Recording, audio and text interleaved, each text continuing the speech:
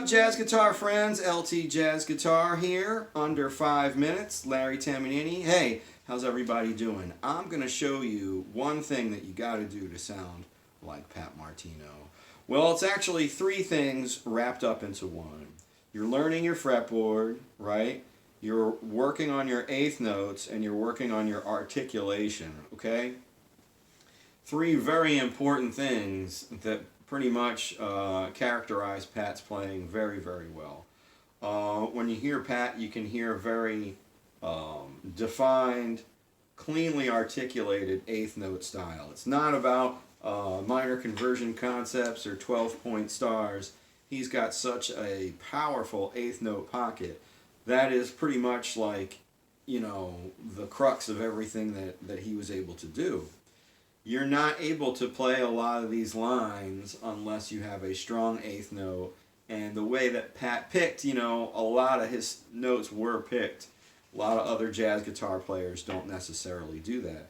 And they usually have lighter touches than Pat. Pat was a little bit of a basher, you know, and that's kind of why his notes sounded so clean and clear. Almost like, you know, people would... You know, you can hear John Coltrane from his, like, you know, really tight embouchure sound. You know, the same can be said for Pat Martino with his very articulate and deliberate eighth notes. And what you heard me play right here was almost sounded like the lick, but it's just, you know, a little different. And it's the first 4 notes of a minor scale. And what I did here was I went down in whole steps, right? To B flat, A flat, F sharp, E, D, and I ended up back in this C, right? And you could see that I was not able to play, you know, the same exact pattern. This is really, really great because it kind of breaks you from pattern playing if you're trying to play this idea in one area. Immediately, once I go to this B flat, I kind of have to really know the notes I'm playing. And then especially when I can sort of recycle that line when I go to A flat. I definitely have something different for this F sharp. Was able to recycle the E.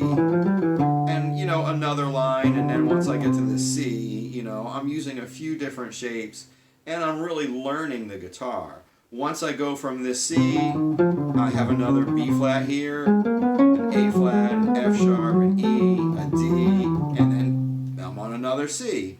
So this is a really great exercise to learn the guitar. Pat really never talked about fretboard positions. He talked about the fretboard as one big open road.